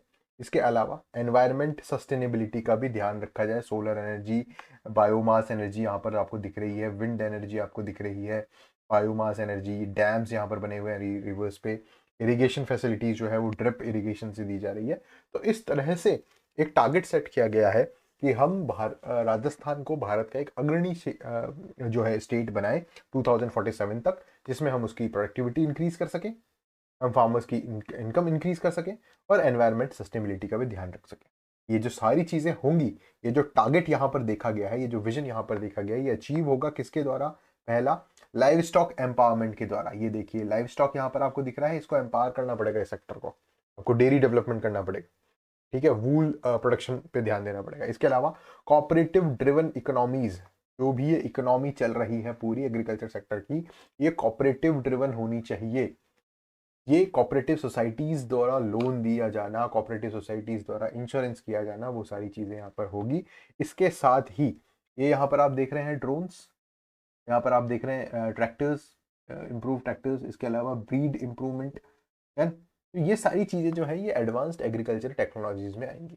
तो बेसिकली जो विकसित राजस्थान 2047 का एग्रीकल्चर सेक्टर को लेकर जो सपना देखा गया है कि एग्रीकल्चरल पावर हाउस बनाया जाए राजस्थान को, उसकी प्रोडक्टिविटी बढ़ाई जाए, फार्मर्स की इनकम बढ़ाई जाए, एनवायरमेंटल सस्टेनेबिलिटी का ध्यान रखा जाए, वो सारी चीज़ें अचीव होंगी लाइफ स्टॉक एम्पावरमेंट से, कॉपरेटिव ड्रिवन इकोनॉमी से, और एडवांस्ड एग्री टेक्नोलॉजी। इसके अलावा वाटरशेड इंटरवेंशंस करने होंगे, एफॉरेस्टेशन करना होगा, बहुत ज़्यादा पेड़ वृक्षारोपण करना पड़ेगा, बायोडाइवर्सिटी का कंजर्वेशन हम करेंगे। ऐसी फार्मिंग की जाएगी जो क्लाइमेट रेजिलिएंट हो, अगर क्लाइमेट चेंज भी हो रहा है तो उससे उस एग्रीकल्चर को, उस फार्मिंग को नुकसान ना हो, और डिग्रेडेड लैंड्स को वापस रिस्टोर किया जाए, वाटर सिक्योरिटी को इंश्योर किया जाए। ये सारी चीज़ें टेक्नोलॉजी के इंटीग्रेशन से होगी। माइक्रो इरिगेशन करना बहुत ज़्यादा ज़रूरी है। ये देखिए माइक्रो इरिगेशन किया जा रहा है, बूंद बूंद से सिंचाई की जा रही है। Post harvest innovations, grass root democracy, ये सारी चीज़ें जब मिलेंगी तब राजस्थान को एक self sustaining, resilient rural economy बनाया जाएगा, जो कि नेशनल प्रॉस्पेरिटी और ग्लोबल कंपिटिटिवनेस के स्तर पर काम करेगी। डन। तो ये जो विकसित राजस्थान का सपना देखा गया 2047 में, ये कैसे काम कर रहा है, ये सारी चीज़ें बता दी, उसका टारगेट क्या है और वो टारगेट किस तरह से अचीव होगा, ये दोनों बातें यहाँ पर बहुत ही स्पष्ट तरीके से इकोनॉमिक सर्वे में बताई गई है। अगर बात करें ग्राउंड रियलिटी की, नंबर्स की बात की जाए एग्रीकल्चर और अलाइड सेक्टर की, तो दो चीज़ों पे बात करेंगे। पहली चीज़ तो कंट्रीब्यूशन क्या है, और दूसरा ग्रोथ क्या है इस पर्टिकुलर सेक्टर की। कंट्रीब्यूशन हम देखेंगे GSVA, gross state value added. Rajasthan की जो टोटल GSTP है, ग्रॉस स्टेट डोमेस्टिक प्रोडक्ट है, उसमें एग्रीकल्चर का कितना कंट्रीब्यूशन है, एग्रीकल्चर सेक्टर का कितना कंट्रीब्यूशन है, वो पता चलेगा इस डेटा से, GSVA से। और ग्रोथ की जो बात है वो इस चीज से पता चलेगी कि एग्रीकल्चर एंड अलाइड सेक्टर ने लास्ट ईयर क्या परफॉर्म किया, इस ईयर क्या परफॉर्म किया, और इन दोनों में कितना परसेंटेज चेंज है, वो ग्रोथ बताइए। अगर बात की जाए ग्रॉस वैल्यू एडेड की, तो पिछले 10 सालों में कांस्टेंट प्राइसेस की बात करें तो 3.82% की स्पीड से की ग्रोथ रेट जो है वो देखी गई है। CAGR का मतलब है कंपाउंडेड एनुअल ग्रोथ रेट। ठीक है, ये तो बात हो गई कांस्टेंट प्राइसेस की। करंट प्राइसेस की बात की जाए तो 8.10% CAGR जो है वो देखने को मिल रहा है। ये दो डेटा आप यहां पर याद करिए। डन। इसके बाद अगर मैं बात करूं GSVA की, ग्रॉस स्टेट वैल्यू एडेड की, तो मैं फर्स्ट लेक्चर का जो की indicators of economic development in Rajasthan है उसमें मैं आपको पहले ही बता चुका हूं, उस टेबल में अच्छे से समझा चुका हूं कि एग्रीकल्चर और अलाइड सेक्टर जो है वो राजस्थान की पूरी GDP का, अगर करंट प्राइसेस में बात करें तो 25.74% जो है वो GSVA है। एग्रीकल्चर का शेयरिंग जो है पूरे GSDP में, करंट प्राइसेस में। अगर कांस्टेंट प्राइसेस की बात की जाए जिसका बेस ईयर 2011-12 है, तो उसकी वैल्यू है 28.56%। याद रहेगा, एक बार मैं और आपको समझा देता हूं।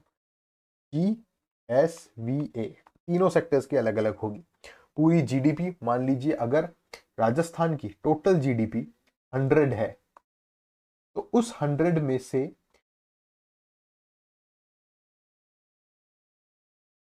करंट एंड कांस्टेंट, दो चीजों में पता करेंगे, current prices, constant prices. Constant prices का बेस ईयर कितना है? 2011-12। करंट प्राइसेस में कितना अमाउंट आया? 25.74%। और कांस्टेंट प्राइसेस में कितना है? कांस्टेंट प्राइसेस में है 28.56%। डन। मतलब अगर राजस्थान स्टेट में total gross state domestic product 100 है, तो उसका 25.74% जो है, लगभग एक चौथाई हिस्सा जो है वो एग्रीकल्चर एक्टिविटीज से आ रहा है। एग्रीकल्चर एक्टिविटीज के अंदर जो सब सेक्टर्स आते हैं वो आता है क्रॉप्स, मतलब जो खेती बाड़ी की जा रही है वो, पहली चीज। दूसरी लाइव स्टॉक, जो पशुपालन किया जा रहा है। तीसरा फिशिंग, मत्स्य पालन जो किया जा रहा है। Forestry and logging. देन इसके अलावा बात की जाए ग्रोथ की, तो ग्रोथ हम अगर कांस्टेंट प्राइसेस में देखें तो 0.22% है पिछले साल की बनस्पत, एग्रीकल्चर एंड लाइट सेक्टर की ग्रोथ रेट। मतलब अगर पिछली साल राजस्थान में एग्रीकल्चर ने 100 प्रोडक्शन किया है, 100 यूनिट्स का प्रोडक्शन किया है, तो इस साल एग्रीकल्चर एक्टिविटीज में 100.22 जो है यूनिट्स का प्रोडक्शन हुआ है। इस तरह की ग्रोथ रेट, 0.22% ग्रोथ रेट जो है वो देखने को मिली कांस्टेंट प्राइसेस 2011-2012 में। देन ये थोड़े से नंबर्स आपको याद रखने ही पड़ेंगे, और याद रखने की जो बात है वो ऑलरेडी मैं आपको लेक्चर नंबर फर्स्ट में जो की इंडिकेटर्स ऑफ इकोनॉमिक डेवलपमेंट है उसमें टेबल के फॉर्मेट में मैं आपको समझा चुका हूं, और ये चीजें बार बार रिपीट होंगी। इकोनॉमिक सर्वे की खास बात ही ये है कि जितने ज्यादा नंबर्स यहाँ पर दिए जाते हैं उतनी बार उसको रिपीट किया जाता है, हर लेक्चर में उसको रिपीट किया जाएगा, ये मान लीजिए आप, ताकि आपका रिविजन होता रहेगा। फर्स्ट लेक्चर से ही ग्रॉस स्टेट डोमेस्टिक प्रोडक्ट जो है, gross Rajasthan gross value added जो है, वो 3 या 4 बार मैं आपको रिवाइज करा चुका। अब इंडस्ट्री सेक्टर पढ़ेंगे तो इंडस्ट्री का ग्रॉस वैल्यू एडेड देख लेंगे, करंट प्राइसेस, कांस्टेंट प्राइसेस दोनों पर। तो ये चीजें याद रखने की है, ये आपको याद रखनी ही पड़ेंगी। एक कॉपी में लिख लीजिए, स्क्रीनशॉट लेना चाहिए स्क्रीनशॉट ले लीजिए। आपका जो ऑफिशियल डॉक्यूमेंट अगर आपने प्रिंट आउट करा रखा है तो उसको हाईलाइट अंडरलाइन कर लीजिए, वो चीज आपके एग्जाम से पहले काम आएगी। देन अगर बात की जाए राजस्थान के एग्रीकल्चर सेक्टर के जितने भी सब सेक्टर हैं उनकी ग्रोथ रेट की, तो यहां पर सारे सब सेक्टर दिए हुए हैं, crop, live stock, forestry and logging और फिशिंग सेक्टर। ठीक है, अगर क्रॉप की बात करें तो क्रॉप में जो ग्रोथ रेट आई है वो 5% है, लाइव 5.01%। लाइव स्टॉक की बात की जाए तो लाइव स्टॉक की ग्रोथ रेट है 5.20%। फॉरेस्ट्री एंड लॉगिंग की ग्रोथ रेट है 2.67%। और फिशिंग जो सेक्टर है उसकी ग्रोथ रेट है 0.87%। अब यहां पर क्वेश्चन जो है वो आरपीएससी कैसे फ्रेम करती है?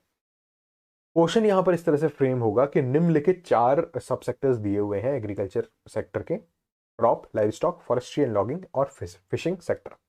आप ये बताओ कि इन चारों में से सबसे ज्यादा ग्रोथ रेट कौन से सेक्टर की हुई? और मैं 100% आपको लिख कर देता हूं कि अगर आप तुक्केबाजी करके इस क्वेश्चन का आंसर देना चाहेंगे तो आप क्रॉप पे सीधे टिक करेंगे और आंसर जो है वो गलत हो जाएगा, -0.33 आप कर आ जाएंगे 0.66, सॉरी। डन। तो इस क्वेश्चन का आंसर होगा लाइव स्टॉक, जहां पर कितना परसेंट ग्रोथ रेट हुई, 5.20%। अगर एक क्वेश्चन ऐसा भी बन सकता है, अगर आरपीएससी इसको थोड़ा सा और टफ बनाना चाहे क्वेश्चन को, तो क्वेश्चन ये बन सकता है कि इन चारों में से ये जो सब सेक्टर्स हैं एग्रीकल्चर एक्टिविटीज के, इनको असेंडिंग या डिसेंडिंग ऑर्डर में जमाओ अपने ग्रोथ रेट के हिसाब से। ठीक है, तो सबसे फर्स्ट नंबर पे है लाइव स्टॉक एग्रीकल्चर राजस्थान में वर्ष 2025-26 में। एग्रीकल्चर सेक्टर के चार सब सेक्टर्स में थे, सबसे ज्यादा जो ग्रोथ रेट हुई वो लाइव स्टॉक सब सेक्टर में हुई 5.20%। सेकेंड नंबर पर जो ग्रोथ रेट हुई वो क्रॉप सब सेक्टर में हुई, क्रॉप जो एक्टिविटी है अलाइड एक्टिविटी, 5.01%। थर्ड नंबर पे फॉरेस्ट्री एंड लॉगिंग 2.67%, और फोर्थ ऑर्डर में है फिशिंग सेक्टर 0.87%। और इसके बाद जो माइनर सेक्टर सब सेक्टर्स है वो आते रहेंगे। तो मेन जो चार सेक्टर्स हैं उनकी बात मैंने की। डन। अगर बात की जाए एग्रीकल्चर के क्रॉप सेक्टर को, अगर मैं फोकस करता हूं सिर्फ, तो यहां पर दो तरह की फसलें होती है क्रॉप सेक्टर में। कौन कौन सी? पहली खरीफ की फसलें, दूसरी रबी की फसलें। एक बेसिक आइडिया आपको होना जरूरी है कि खरीफ की फसलें तो कब बोई जाती है, कब काटी जाती हैं, और रबी की फसलें कब बोई जाती है, कब काटी जाती है। अगर आपको ये फैक्ट पता है तो वेरी गुड, बहुत अच्छी बात है। नहीं पता है तो मैं यहाँ इसीलिए हूँ ताकि आपको बता सकूं कि खरीफ की जो फसलें हैं वो जुलाई महीने में जब मानसून राजस्थान में आता है तब बोई जाती हैं और काटी जाती है दिवाली के टाइम पर। रबी की जो फसलें हैं वो दिवाली के बाद बोई जाती हैं और काटी जाती हैं होली के टाइम पर। डन। खरीफ की फसलों की बात करें तो राजस्थान में खरीफ की फसलें जो कि जुलाई महीने में मानसून के आगमन पर बोई जाती है, उसमें मेजर कंट्रीब्यूटर का रोल प्ले करते हैं बाजरा, ग्राउंडनट और मूंग। डन। इसको इस तरह से भी समझ सकते हैं कि बाजरा आप कब खाते हैं? सर्दियों में खाते हैं। तो सर्दियों में तब खाएंगे ना जब दिवाली के आसपास बाजरे की कटाई होगी।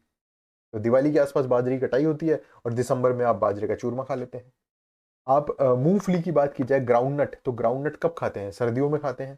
तो सर्दियों में आप ग्राउंडनट तब खाएंगे ना जब दिवाली के आसपास ग्राउंडनट की कटाई होगी और बोया जाएगा उसको जुलाई के आसपास। मूंग की भी यही स्थिति है। तो ये तीनों चीजें जो है, बाजरा, ग्राउंडनट एंड मूंग, ये तीनों मेजर कॉन्ट्रीब्यूटर है राजस्थान के खरीफ की फसलों की। अगर बात की जाए रबी की फसलों की, जो दिवाली के बाद बोई जाती है और होली के टाइम पर काटी जाती है, तो वो है व्हीट, गेहूं, रेपसीड एंड मस्टर्ड, सरसों और ग्राम, चना। अब आप देखो होली का दहन जब होगा तो आप देखते हैं होली का दहन के टाइम पर एक वो एक डंडे में वो बांध के होली में जलाया जाता है, थोड़ा सा उसको सेका जाता है, वो जो डंडी सी आती है, फलियां सी आती हैं, ठीक है, उसमें गेहूं होता है, उसमें चना होता है। तो फसल की पूजा की जाती है। चना कब आता है? वो उसी टाइम आएगा, होली के टाइम आएगा। व्हीट कब आएगा? होली के टाइम आएगा। आप आपके घर में अगर एक साथ गेहूं खरीदते हैं तो वो गेहूं भी होली के बाद ही खरीदा जाता है, क्योंकि होली के टाइम पर ही रबी की फसलों की कटाई होती है। तो राजस्थान का जो क्रॉप सेक्टर है उसमें खरीफ फसलों की बात की जाए तो मेजर कॉन्ट्रीब्यूटर्स है बाजरा, ग्राउंडनट और मूंग।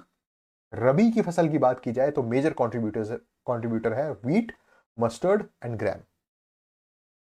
अगर बात की जाती है लाइव स्टॉक सेक्टर की, तो लाइव स्टॉक सेक्टर में 2.17 लाख करोड़ जो है वो प्रोडक्शन होता है करंट प्राइसेस में, और ये क्रॉप सेक्टर से भी ज्यादा है। ये बात याद रखिएगा आप हमेशा। क्रॉप सेक्टर में कितना था प्रोडक्शन? 1.88 लाख। और ग्रॉस वैल्यू एडेड जो है लाइव सेक्टर की, वो कितनी है? 2.17 लाख।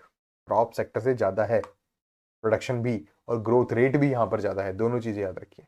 और लाइव स्टॉक को इतना ज्यादा प्रोडक्शन बनाने का जो एकमात्र प्रोडक्ट है वो है milk. Milk is the major contributor to the income from the livestock sector. जैसे क्रॉप सेक्टर की मैंने बात की तो क्रॉप में बता दिया खरीफ की फसल, रबी की फसल, खरीफ के अंदर बाजरा, ग्राउंडनट, मूंग, इन सारी चीजें एक तरफ, और दूध हमारा एक तरफ।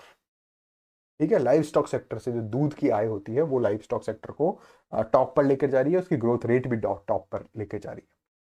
इसके अलावा राजस्थान में और भी ज़्यादा सब्सटेंशियल पोटेंशियल है डाइवर्सिफाई करने का, अलग अलग चीज़ों में डाइवर्सिफाई करने का। जैसे अभी लाइव स्टॉक सेक्टर की मैं बात करता हूँ तो सिर्फ हम वूल की और मिल्क की बात करते हैं, जबकि पोल्ट्री और एग जो है वहां पर अगर टारगेटेड इंटरवेंशन दी जाए तो वो भी कंट्रीब्यूशन जो है वो बहुत अच्छा दिया जा सकता है।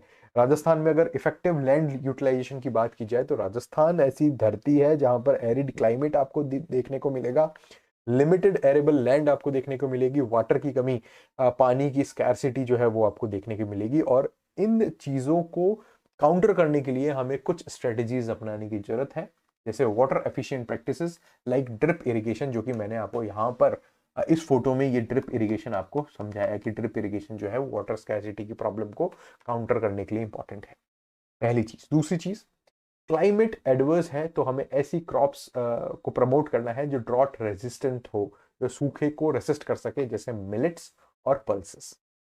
इसके अलावा हमें खेती के साथ साथ फॉरेस्ट्री को भी उसमें इंटीग्रेट करना पड़ेगा, integrating agro forestry with live stock farming, मतलब एक खेत के अंदर खेती भी हो रही है, इसके आसपास फॉरेस्ट भी उगाया जा रहा है कि फॉरेस्ट उत्पाद वहां पे, फॉरेस्ट प्रोडक्ट जो है वो बेचे जा सके।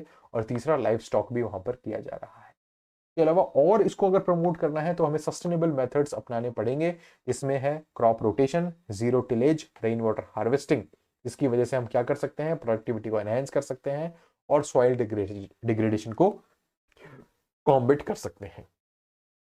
यार समझ में आ गई कैसे राजस्थान की जो धरती है वो थोड़ी अलग है अपने क्लाइमेट को लेकर, अपनी जमीन को लेकर, वाटर रिसोर्सेज के कारण, और उनकी उन प्रॉब्लम्स की वजह से, उन प्रॉब्लम्स को काउंटर करने की वजह से ही हम ड्रिप इरिगेशन पे काम करते हैं। इसीलिए यहाँ पर बाजरा, मिलेट्स, पल्सेस ये ज़्यादा बोई जाती है, क्योंकि ये ड्रॉप रेजिस्टेंट क्रॉप है। इसीलिए यहाँ पर क्लाइमेट का कोई भरोसा नहीं, मॉनसून का भरोसा नहीं, इसीलिए लाइव स्टॉक जो है वो साथ साथ रखा जाता है। डन, ये सारी चीज़ें समझ में आ गई, बस लेक्चर खत्म ही है एक तरीके से। डन, एक चीज और मैं यहां आपको समझा देता हूं। ऑपरेशनल लैंड होल्डिंग्स की बात की जाए, अगर राजस्थान में एग्रीकल्चर में खेतों की लैंड होल्डिंग्स, मतलब खेतों की बात की जाए, तो राजस्थान में नंबर ऑफ टोटल 2015-16 में लास्ट एग्रीकल्चरल जनगणना हुई थी 2015-16 में, तो उसके हिसाब से अगर बात की जाए तो राजस्थान में total number of operational land holdings, ऐसी लैंड होल्डिंग्स जिसमें खेती हो रही है, वो है 76.55 लाख। और ये पिछली सेंसस से अगर हम कंपेयर करें, जो कि हुई थी 2010-11 में, तो उससे 11.14% ज्यादा है, 11% ज्यादा है, आप मान लीजिए।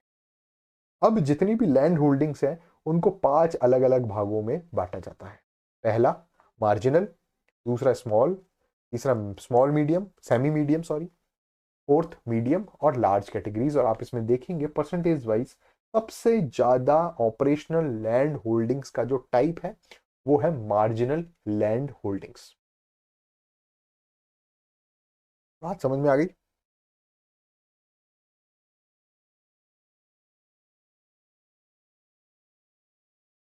बात समझ में आ गई, यहाँ पे सारी चीजें हैं, ठीक है।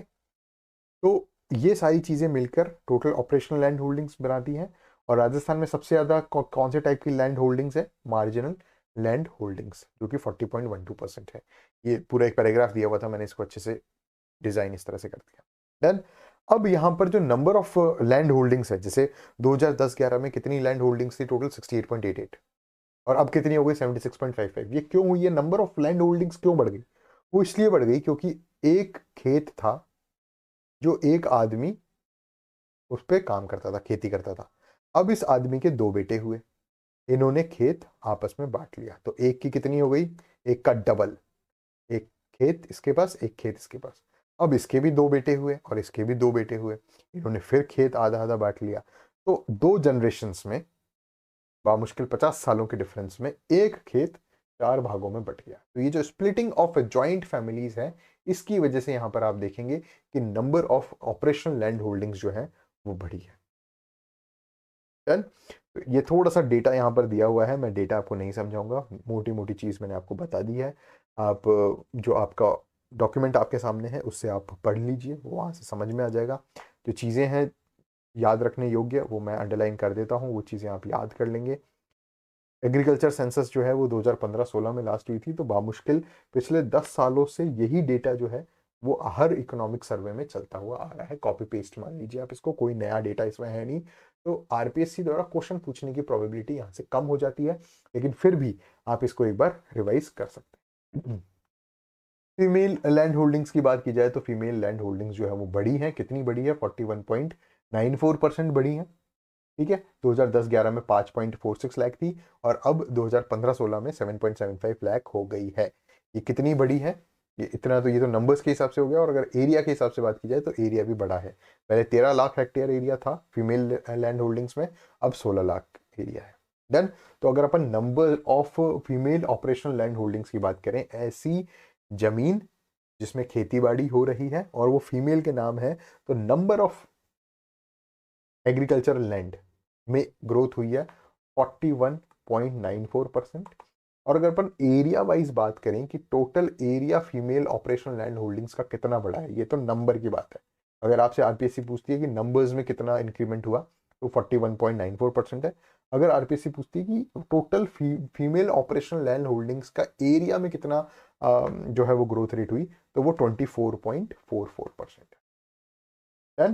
तो इसी के साथ हमारा आज का जो लेक्चर है वो कंप्लीट होता है। लेकिन चैप्टर फर्स्ट जो है वो अभी कंप्लीट नहीं हुआ है।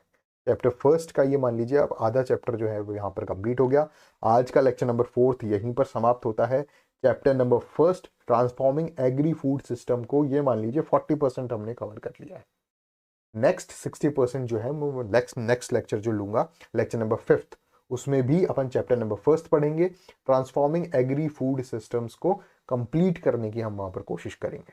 देन लेक्चर्स में ज़्यादा लंबे चाहूँ तो 3 घंटे 4 घंटे में एक चैप्टर पूरा कंप्लीट करा दूँ, लेकिन वो आपके लिए भी हैक्टिक हो जाएगा। आप जैसे ही थकने लगेंगे आप देखेंगे कि चैप्टर कंप्लीट हो चुका है, सॉरी लेक्चर जो है वो कंप्लीट हो चुका है। नेक्स्ट लेक्चर 1-1 घंटे के लेक्चर लेते हैं, लेकिन अच्छे से उस चीज़ को समझने की या पढ़ने की कोशिश करते हैं। और एआई के माध्यम से अगर ये चीज़ आपको अच्छी लग रही है, अगर आपको और आप चाहते हैं कि और इनको मैं और इंक्लूड करूं अपने लेक्चर में, तो आप कमेंट सेक्शन में मुझे बता सकते हैं। इनोवेशन कैसा लग रहा है, ये सारी बातें आप कमेंट सेक्शन में बताओगे तो थोड़ा अच्छा लगेगा। ठीक है, तो नेक्स्ट लेक्चर नंबर 5 में फिर मिलते हैं। चैप्टर नंबर 1 को ही मैं कंप्लीट कराऊंगा, transforming agri food system, lecture number 5 में। और लेक्चर 6 में फिर अपन चैप्टर 2 की बात करेंगे, जो इंडस्ट्रियल सेक्टर है उसकी बात करेंगे। टोटल 13 चैप्टर्स हैं राजस्थान इकोनॉमिक सर्वे 2025-2026। तो आज का लेक्चर यहीं समाप्त करते हैं। नेक्स्ट लेक्चर में मिलते हैं, लेक्चर नंबर 5 में। All the best, thank you.